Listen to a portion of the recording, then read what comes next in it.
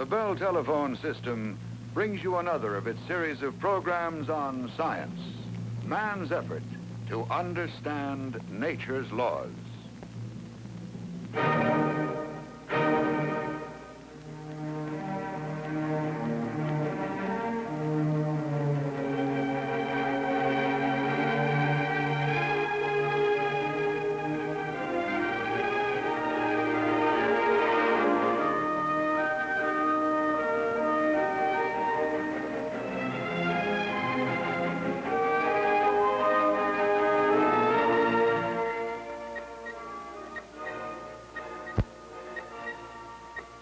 Doctor, I know you keep explaining to me that this is a picture of a horse. Jim, but come on now, how let's to get cracking with this. Look, you know, this is the film for my science screen. Take care of it and keep it in focus, will you? yes, okie doke, Doctor. But All look, right, I'm guys, gonna let's get ask set one for a more- rehearsal. Yeah, Everything works one- this time, boys. Science screen, magic screen, music, effects.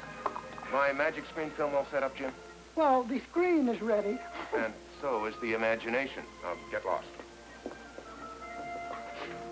Fiction and science. That's a pretty good team. Say, what's the big show about today? Hemo the Magnificent. Humo? Hemo. That's Greek for blood. Oh, blood. Blood? Well, don't get any on you. Doc, I think we're just about all set. Now, we'll open the show on the magic screen. Wait till you see what I've got dreamed up.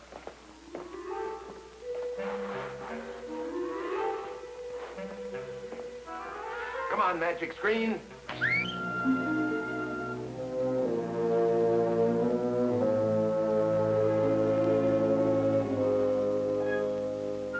Hey, what's going on here? Hey, you guys is people. Fellas, everybody, we got people. Two-legged people? Yeah. Have they got guns? I don't know. You guys hunters? No, television show. We're going to do the story of Hemo the Magnificent. A show about Hemo? Well, Hemo's our king. Hemo! Help! Hemo! Hemo! Hemo! Oh, here he comes. Hi, gang. Sholem Aleichem. Aleichem Sholem. Hey, Hemo. Humans. Yeah, they're doing a show about your life. Oh, this is Dr. Research, a scientist, and I'm a writer, and... You can't tell my story. Humans think blood means disease, wounds, pain. These friends, they know me for what I really am. Health, life. I'm the song of the lark, the blush on the cheek, the spring of the land. I am the precious sacrifice ancient man offered up to his gods. I am the sacred wine in the silver chalice. Down through the ages, I am the price men pay for freedom. But to you scientists, I'm a smear on a slide, a stain, a specimen, a sickness. My story is a song only poets should sing, not disease lovers. Come on, gang! Yeah, come on, let's go. Not just a gosh darn minute, you Hemo hot stuff. Men like Dr. Research don't study disease because they love it.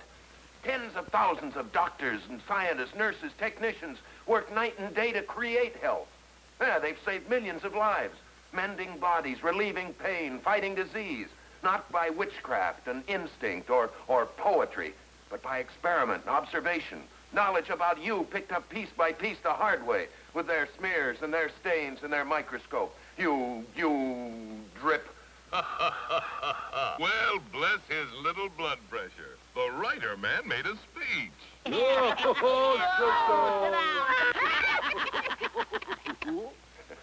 What am I doing throwing my top to a cartoon? You invented him. Well, I goofed. All right, back to the woods, comics. We need you like a bloody nose. One moment, boy. What's the purpose in telling my story? Well, Mr. Hemo, the spirit of man seeks truth through many avenues. The artist seeks it through creative expression, through beauty, music, form, the laws of harmony. The religious through spiritual revelation, through the power of prayer, love, mercy, moral laws. And in science, we seek it through the study of nature and its physical laws. Yeah. And to us, it's as fascinating as any poetry. I may listen, Roll 1. if I can stay awake. Man's fascination with you, Mr. Hemo, goes way, way back into our dim past. Probably back to prehistoric times when man discovered he could defend himself better with a club than with his hands.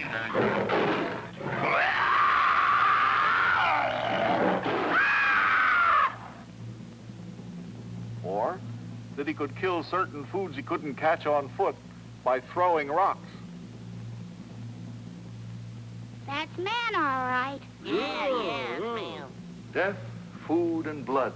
The primitive imagination began to stir. Blood was life. Some early genius even discovered that blood would make his sick vegetables lush and green again, not knowing it was a fine natural fertilizer.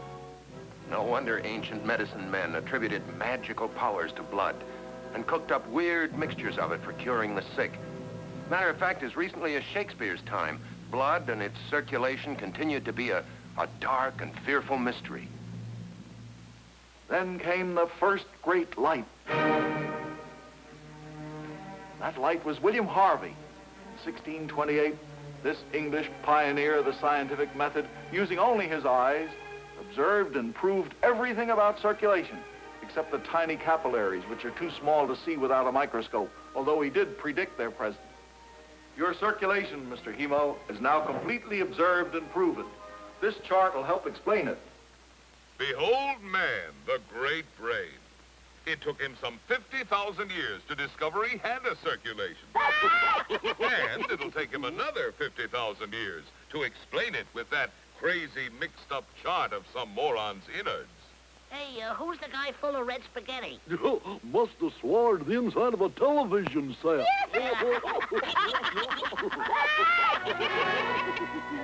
You laugh, eh?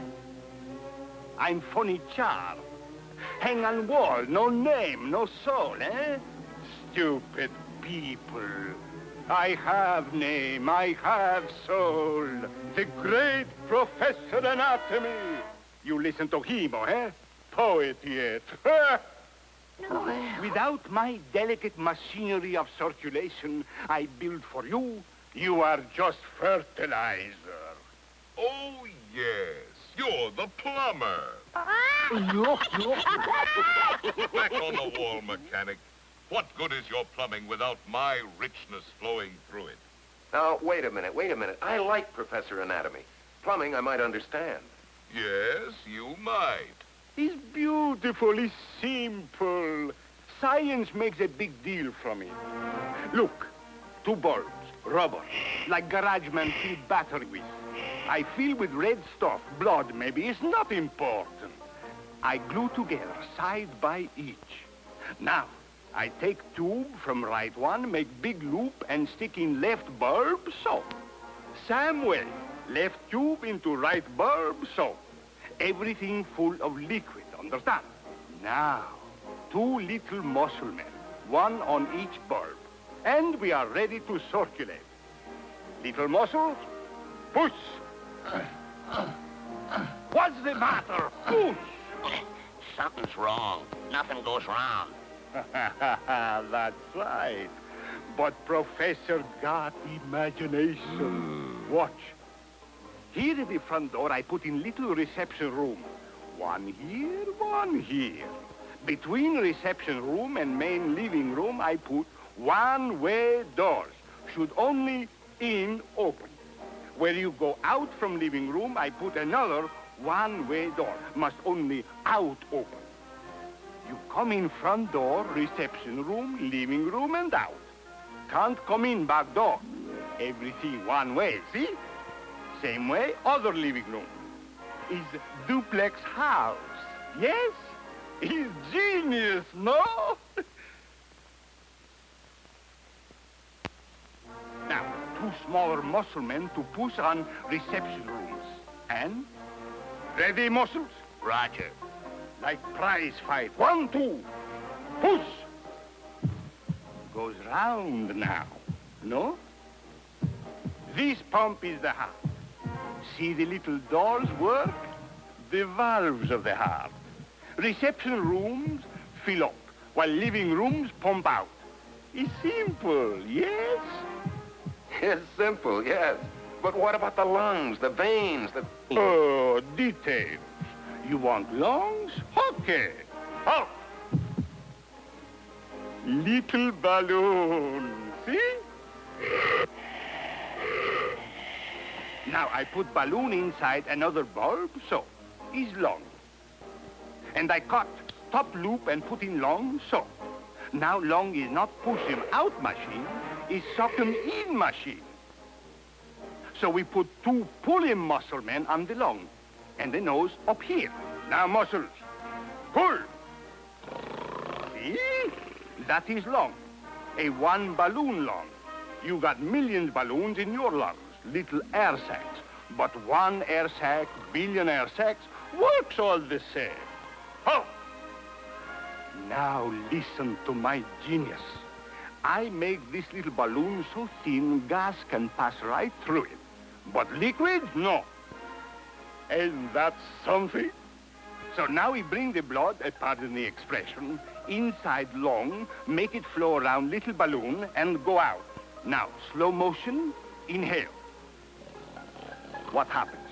Oxygen comes in balloon, passes through my thin wall into the blood, making it bright red. The blood coming to the lungs is dark because it's weak in oxygen. Instead, it's full of waste gas, carbon dioxide, which passes through my thin wall into the balloon. Exhale. CO2 goes up flue and out exhaust pipe, the nose. Now, without stopping, inhale. Exhale. Isn't that sensational? But this is just lung circulation. Oh. Down here is body circulation. So we cut and put in body. What is body? Is motor, living engine. Man, woman, cat, fish, any animal is motor. What is making motor run? Air, fuel. Air is coming from lungs already. Fuel is simple. You eat. Food has carbon, fuel, like coal. But food is needing refining, digesting. So for digesting is stomach. For refining into high octane and storing is liver. So now oxygen from lungs, carbon from liver is going into motor here and is burned into carbon dioxide, ashes, and energy. Energy body is using for working, thinking, playing junior army. Carbon dioxide, blood is taking to the lungs and out exhaust pipe, the nose. The ashes? Ah! My beautiful garbage disposal, the kidney. Only 5 ounces this jewel. But it cleans out all the ashes, garbage, and trash from the blood. For this, I should 2 Nobel Prizes get. I don't... Oops! Excuse it, please, doctor. Get back in the chart, Professor. Yes, doctor.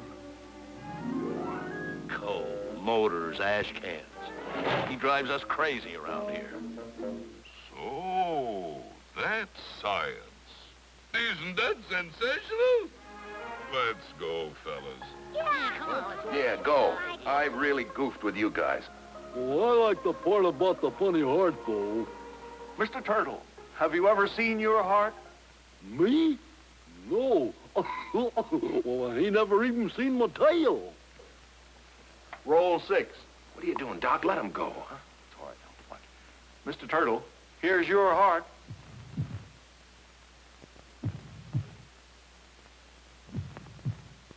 Oh, doggone. Look at it go. Gosh, look at that one. And here's Mr. Rabbit's heart.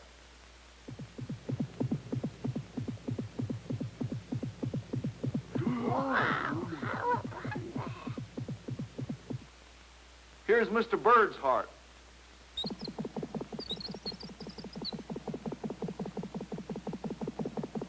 Hey, mine goes faster than the others. That's because you're small, Mr. Bird.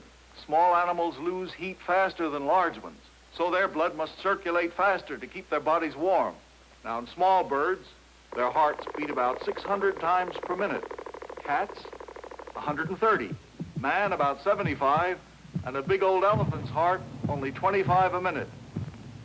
Hey, Doc, you got a human heart? Has he got a human heart? Wait till you see this. Roll 10. Physiologists have photographed it, analyzed it, taken it apart, piece by piece, and it's still a mystery to us.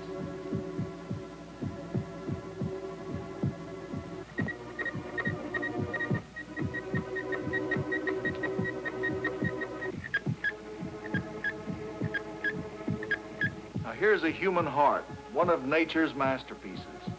This tireless organ the poets sing about, this seat of love and compassion, weighs only about 3/4 of a pound. But the work it turns out is almost incredible. How long would you say that it takes your heart to pump a quart of blood? Just standing around like this. A quart? Oh, a couple minutes, I guess. You're way off. Normally, the heart will pump a quart of blood in just about 10 seconds. In 10 minutes, it would fill the gas tank of your car. And in 10 hours, it would fill a gas truck. Just 10 days, it could fill the average home swimming pool. And in 10 years, this living pump, only as big as your fist, would completely fill 2 ocean-going oil tankers. Holy smoke. I don't believe it. Neither do I. It's astonishing, but true. Now watch this amazing little pump in slow motion.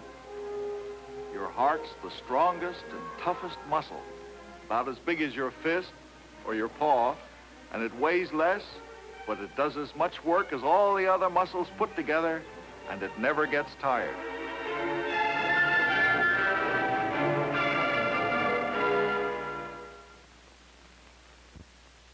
Well, what makes it work anyway?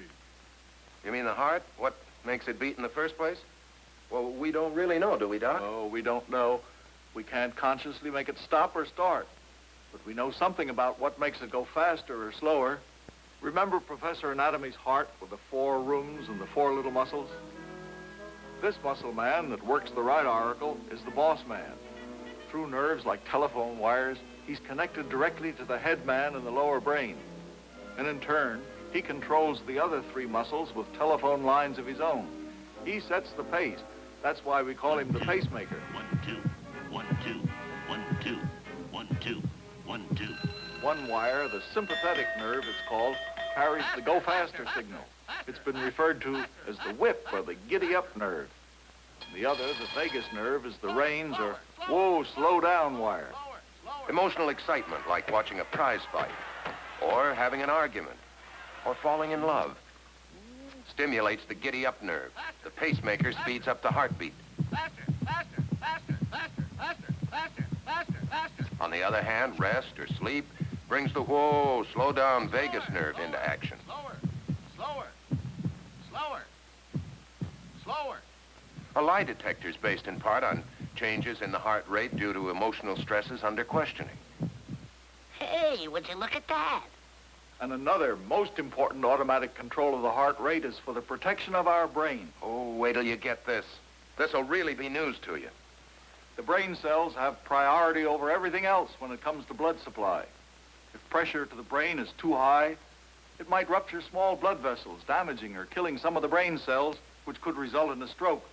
And if the pressure's too low, the brain isn't getting enough food and oxygen. Fainting occurs. To maintain a constant blood pressure to the brain, there's a beautiful little device called a barostat, which controls pressure just as a thermostat controls heat. If pressure increases, it sends a message to the reflex center in the brain. Pressure going up. Roger. Slow down, pacemaker. You want to kill us? Nuts. Relax, fellas. Doop. 1, 2. 1, 2. 1, 2. Pressure too low. Speed up. You want to starve us? Make up your mind. Pick it up, fellas. 1, 2, 1, 2, 1, 2. Actually, let me show you. Come over here and lie down, will you? Oh, yeah. Actually, this little pressure governor in our necks, right here, one on either side, this little pressure governor, for the discovery of which Dr. Corneille Heymans of Belgium received the Nobel Prize, this little governor keeps us from fainting when we suddenly stand up from a sitting or lying down position. Now, as we stand up, gravity pulls the blood downward into our legs, reduces the blood pressure in the brain. But the barostat instantly increases the heart rate to help build pressure back up to normal. You mean just standing up on my hind legs makes my heart go faster? Yeah, for a few seconds it does. I don't believe it. Squat. Stand up. He's right. It does go faster. What'd I tell you? Yeah, but my heart beats fast sometimes when I don't move. Like when I hide from a lion. Well, that's different. That's caused mainly by another kind of message to the heart, a hormone. A what? Well, a hormone. It's produced by the adrenal gland, a sort of chemical messenger that travels in the blood. This may give you an idea. Roll 13. Light waves flash lion to the deer's eyes. The eyes flash lion electrochemically to the brain. And the brain sounds the red alert. General quarters, lion! Down a nerve goes the mobilization order to the adrenal gland. The adrenal gland shoots out a chemical messenger into the bloodstream, and he takes the message to the heart. Get going! Lion! Oh, drop dead. Relax, fellas. A lion. A lion! Get going! 1, 2, 1, 2, 1, 2, 1, 2. We've got a lot of little messengers like that running around in us, haven't we, Doc? Oh, yes. Chemical regulators, we call them, when we experience fear, anger, worry, disease, any kind of stress. You left me with a lion. Saw you hiding, huh? Yeah, but I thought he'd hear my heart pounding. Yeah, mine too. I think I've swallowed a drum sometimes. So what makes that boom boom sound, Doc? Well, that's the heart sounds. We call them lub-dub. Jim, roll a lub-dub reel, will you? The lub is vibration caused by the contracting ventricles and the slamming of the front doors. These valves here. Now, the second sound, the dub, is the sound made by the closing of these two valves. The slamming shut of the two back doors, as Professor Anatomy might say.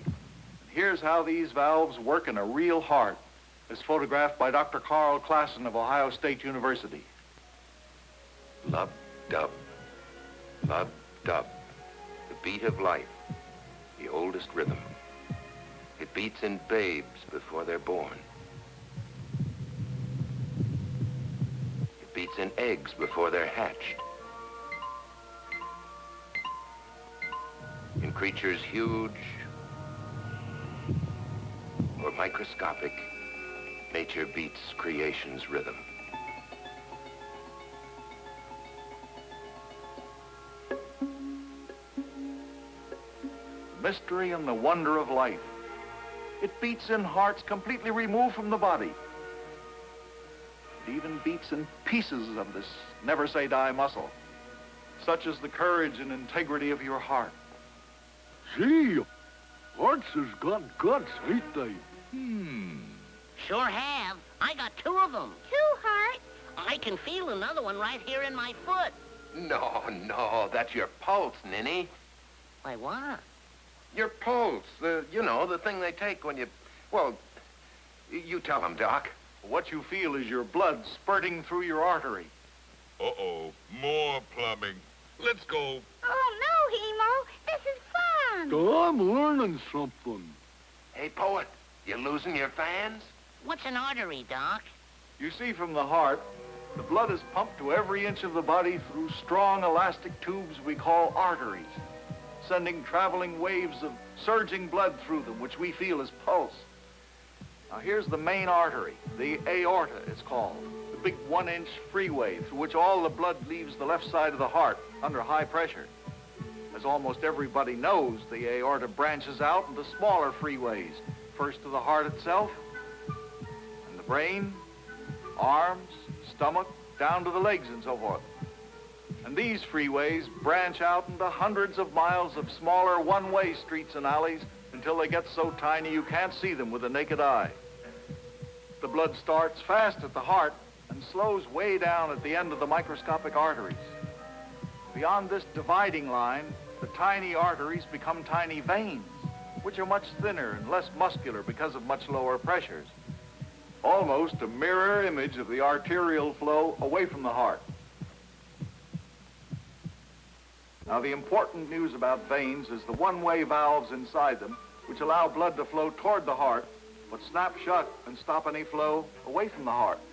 Now, when we lie down, there's enough pressure left at the end of the arteries to push the blood back to the heart through the veins.